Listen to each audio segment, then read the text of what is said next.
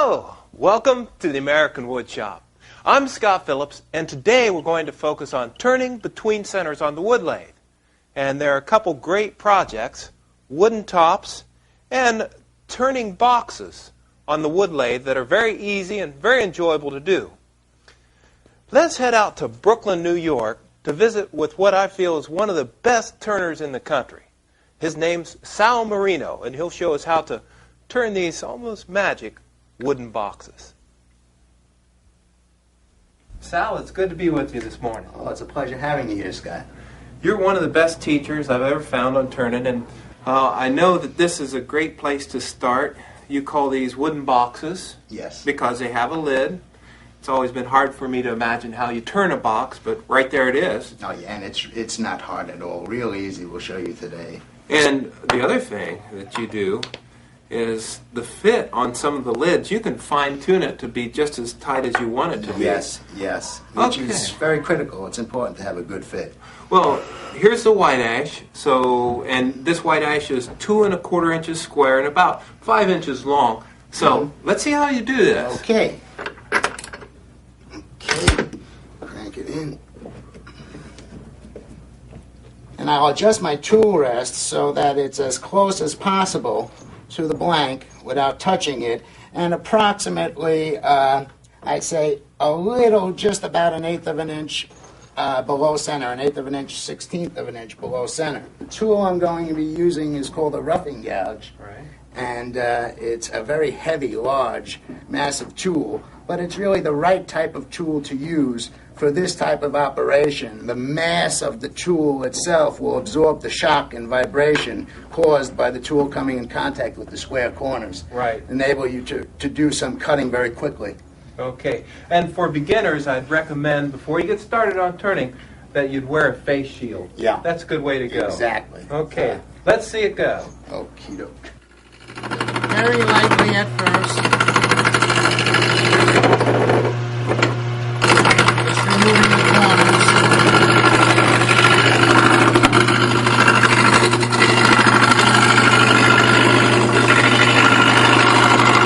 We're going to switch over to another tool now, the skew chisel. Okay. To really level and make the blank as smooth as possible before we continue on. Okay, skew chisel I'm going to be using today is a 1-inch skew chisel, and if you take note, it's curved. Slightly, which isn't really normal for the standard skew chisel. Most standard skew chisels are just ground on a skew, but straight across. The reason why I curve it, along with many other turners now, is that when you're using the skew chisel and you're cutting in sort of a planing motion, your tool has to be in exactly the right spot. If you move your tool a little bit too much this way, this point is going to dig into the work. If you move your tool a little too much this way, that point's going to dig into the work. Right. But by curving the skew, you have more leeway, less of a chance of the edges, the points, digging in.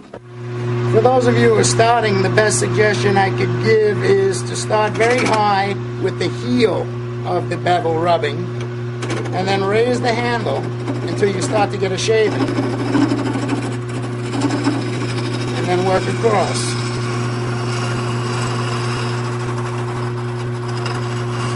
Now what we're going to do is separate the piece into 2 pieces, 1 piece for the lid and 1 piece for the body. Okay. What do we use for that? Okay, what we're going to use for that will be a diamond section parting tool. And this is a real good tool to use for that purpose. You'll just be coming straight in with it and cutting down, actually what's called parting. I'll cut almost all the way down to the center, leaving maybe approximately 1/8 of an inch round diameter.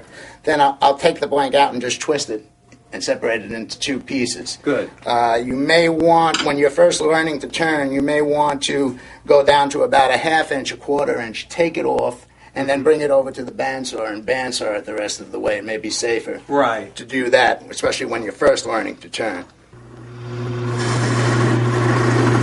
Okay, you're making the groove slightly wider. The reason why I'm doing that is to give myself some clearance between both shoulders so the tool's sides won't rub against each shoulder. That's very important to keep the tool from binding. Yes, it is. Have the blank here. Right. You can just separate it. Okay. Two halves. Right. One for the lid and one for the body. Okay. And we're going to do the lid first. I'm going to mount the blank for the lid into a chuck. And this is a 4-jaw chuck. Very heavy, very easy to use. It has heavy-duty jaws on it that are self-centering, and they can press down onto the blank and hold it very, very sturdily. If you get a catch, really it's not going to go anywhere. It's very strong and safe. Okay, the first tool that I'm going to use, again, will be the skew chisel. Very good.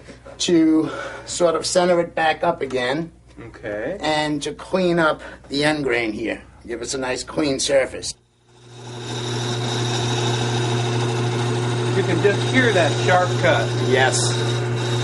And that's essential. You have to have sharp tools for this. It's very, very important, especially for a beginner.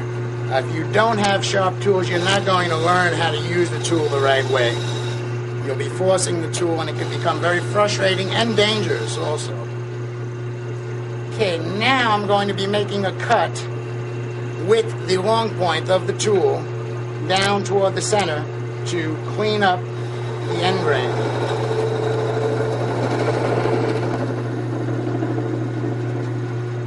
Switching back over to the parting tool again. Okay. To establish the very top of the lid. Right.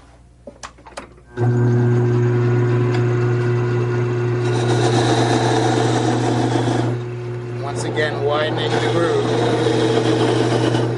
Okay, our next step now will be to remove the inside of the lid. Right. And I'm going to switch over to a scraping tool to do that with. Scraping tool will actually remove stock very quickly when sharpened and used the right way. We're going to be setting our tool rest approximately slightly below center because the scraper is a thicker tool and you're going to be using it almost horizontal like so. So that you want to be able to get into the very center of the blank.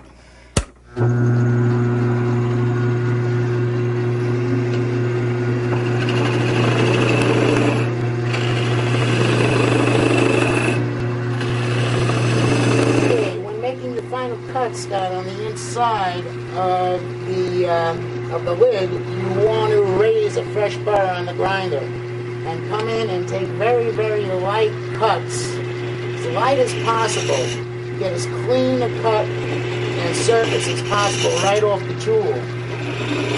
That's very important because you're going to cut down on the amount of sanding you're going to have to do. What we have to do now is cut a small lip on the top of the lid here, so that it will mate with the body. Right. And this is actually called a diamond side cutting scraper.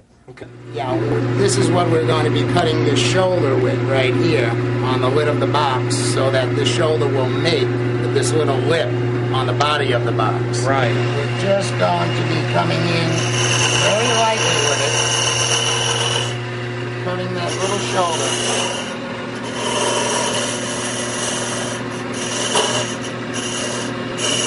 Shoulder should be approximately about 1/8 of an inch deep and 1/8 of an inch wide. Actually turn a slight taper inward. Right. So that when the top mates with the bottom, okay, the joint will be nice and tight on the outside diameter of the box. Exactly. So it's if you exaggerate the taper then, it's going in like this. This, yes. Right here in this area, right here. Right. Yeah. The last thing you'd want to do before sanding the inside would be just to check how deep you are. Right. Okay, and I use a pencil just as a little marking gauge with my thumb. Like so. Go into the bottom and then relay it on the top. This like is so. great because you don't have to use any fancy tools. Right. Nice and easy. No need for any fancy measuring devices at all. And that is going to give me a good reference point and tell me how thin the top of my wall should be. Now, lastly, what I want to do on the inside of the top is to do some sanding.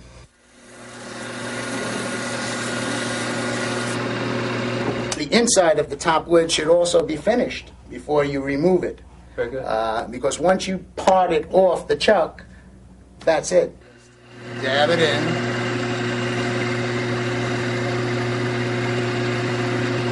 Make sure you get into the shoulder. Now what we're going to do is part off the top from the chuck.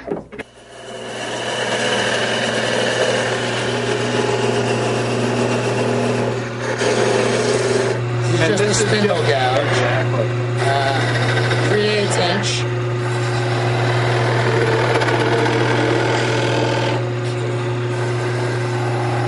And it's just, I'm just making the rough shape. And you just saw down. That's it. All right, and some sanding and the top's done. Exactly, yeah. What we're going to do actually is fit the top to the bottom and turn the top when it's fitted to the bottom. And we just chuck the bottom piece the same way that we did this piece. So Yes. you're using all the same techniques that As you I used on the did. top, Exactly. except Exactly. you'll need to create a lip here that's a mirror image or a reverse Right, to of fit this the lip. shoulder.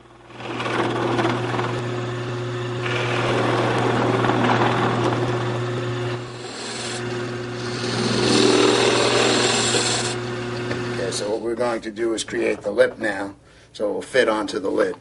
Using another parting tool, a little different in shape. It's a little wider, but it will give me a better shoulder, flatter shoulder than the diamond section parting tool. I'm going to be coming straight down, very slowly.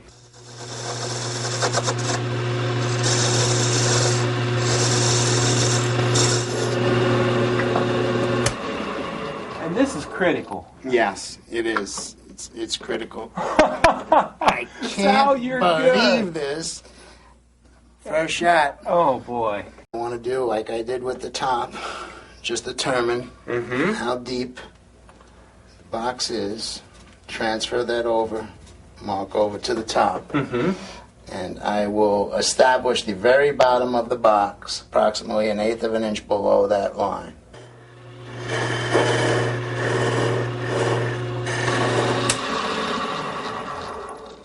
Okay, Scott, the inside is all finished and buffed out with wax also.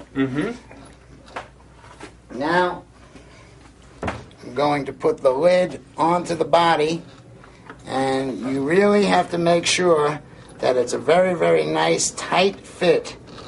It's very important that that fit, you hear that sound, Right. is nice and tight. That tight, because we're now going to be turning both the body and the lid together.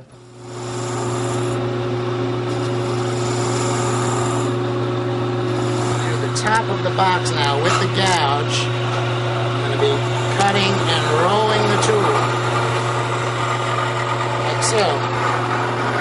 Down toward the center.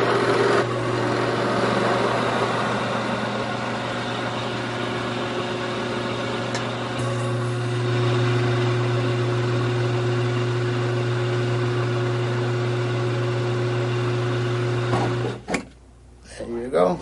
And match up the grain like that. Oh, the other way around. Oh, boy. There you go. And what a snap. Sal, that's beautiful. What a Thank true master. Thank you. Thanks for sharing your secrets Thank you with for us. coming down today, Scott. It was a pleasure. Sal certainly makes turning these boxes on the lathe look easy, and it is, with a bit of practice. So here's a skill builder for us to learn some of the basic techniques. Turning finger tops. And I call these finger tops because what you do is you just pinch them between your fingers, and a top like that, delicately made, will spin for about a minute or so. And once you master making these, you can get very creative coming up with unusual designs like these. Take a look at this wood. This is one of my favorite woods to use for tops. It's called mesquite, and it comes from the deserts of the southwest. It's very dense. In fact, it's more dense than oak. So what I've done here, I have a piece that's ready to mount, and we're going to use the same technique to turn it round, to rough it round, as it were, that Sal used in rounding the stock. Always work from the inside out. Don't come from the outside in. You can get a grab that way. And work this turning square round. The chuck that we're going to use, it accepts work pieces up to 6 inches long, but I've found for the type of tops we're making today, it's best if the work pieces are about 5 inches long. We're going to use this parting tool to make division lines right here and here, and we'll cut in a little bit more than halfway through and then saw the work pieces to length.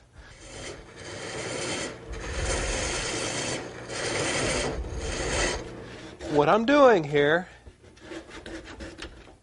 is safely coming up with a piece that is about 2.5 inches in diameter and 5 inches long. And now it's time to change the setup. We'll use this 4-jawed chuck to hold the workpiece. Tighten it in place, making sure that this shoulder back here is pushed all the way back against the jaw, that's called a jaw, of the chuck. You lock it in place, hand tighten it until you can't tighten it anymore. See how that's biting in? And then, for safety, a few good taps with a mallet will lock that in place. Make sure it's nice and balanced after you center that up. Bring the center back in place, lock it in, adjust the ram to help hold it as I turn it to an absolutely balanced form. And here, you need to make sure that the tool rest doesn't engage in the jaws of the chuck in any way. Make sure it's at a low speed setting. See how it's wobbling? You don't want that. You want it to be balanced. So, check the locks, make sure they're tight, and turn it round for balance. This is called a skew. It's because the front edge is angled or skewed. Rub the bevel first, and then round the edge here. You want the shaving coming off that point right there. Not off this heel, but right about an 1/8 to 1/4 of an inch above the heel. You can see it coming off and flying off there. And notice that as I lay the chisel on the tool rest, it's coming in at about a 30-degree angle relative to my body. Next, I'll create a point here. What I'm going to use for that is a bull gouge. And it's just another type of gouge. But look on the bevel. See how this bevel's kind of short? And these flutes are close together here, close to the tip. That makes this tool very versatile because it's less grabby. And as we use this, again, we want to rub the bevel and then ease the cutting edge into the workpiece and round it down. And I'm going to lower the tool rest here slightly. We're working this down to a point. And you always form the bottom of the top first. That's the trickiest part of the top. We want it to be well balanced.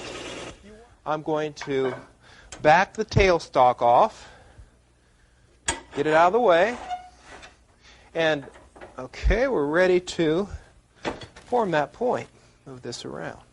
It's always a good idea to make this point as sharp as possible without it coming to a dangerous point. It'll spin better. The bottom's done. But what I like to do is use 180 grit sandpaper, and whenever you sand, take off the tool rest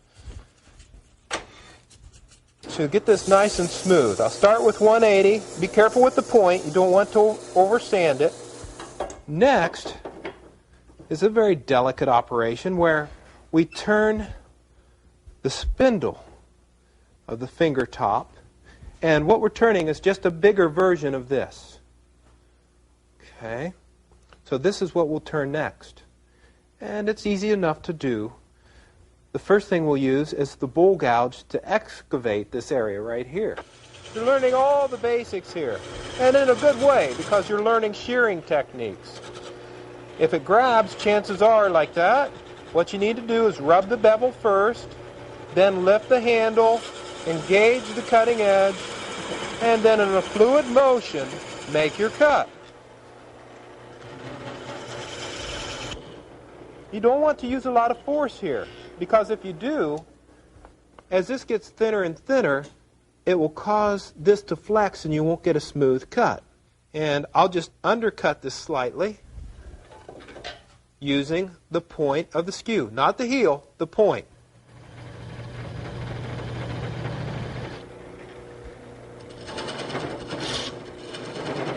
I'll contour the rest of the shaft.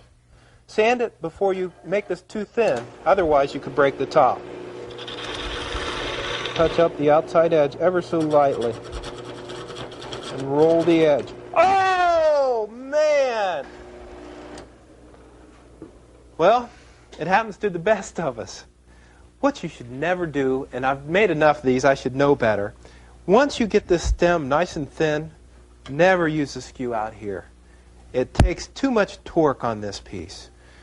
So what I'll have to do, you can try to glue it back on, but it won't be on center, is I'll remove this and cut another workpiece, chuck it up, repeat all the processes, and get us back to the point where I had the top here and it ready to be detailed. Doggone it. We're back, and the second attempt works much better. Always sand it smooth on the point and on the sides before you thin this down very much. And the other thing I like to do is use a wipe-on polyurethane finish to make it durable and also bring out that lustrous finish. And I'll go back to this 1/4-inch spindle gouge. And I'm using this just like I used that bowl gouge. I'll start to work this down, and I'll take this diameter down to about, a little less than 3/8 of an inch. Nice light cuts. You don't need to be in a hurry.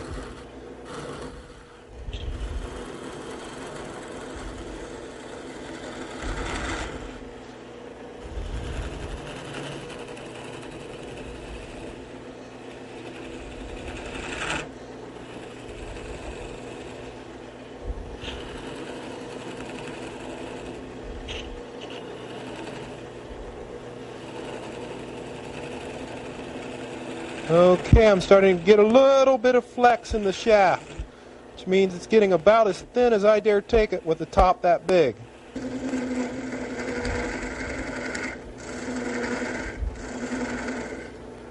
The toughest thing to know is when to stop. How small is small enough? On this project, that's about as fine as I want to get. I'm just wiping a little bit more of that polyurethane on there, rubbing it around. And you can see that's fairly delicate now. But that is a tough wood. And for the finishing touch, I'll use a razor saw to part the top all the way down. There. Now, a wee bit of sanding along the top here to balance it out. Has a good sound to it. Sounds nice and solid. And a wooden top just feels great in your hand.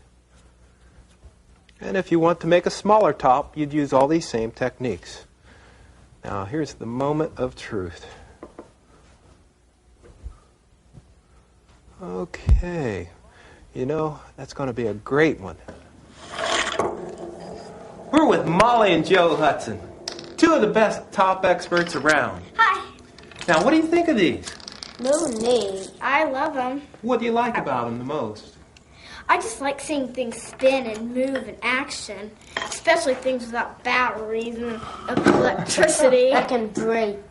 Well, and the other thing, too, is that they're made out of wood. I know. They're not And plastic. much better than plastic. Definitely. Well, you know, once you learn how to make tops, you'll be the most popular person in the neighborhood. So, get at it. I'm sure you can find a few people that would really enjoy them. Now, which one do you want? I like that one. Okay, well, let's get to work. Well, see you next time Bye. in the American Wood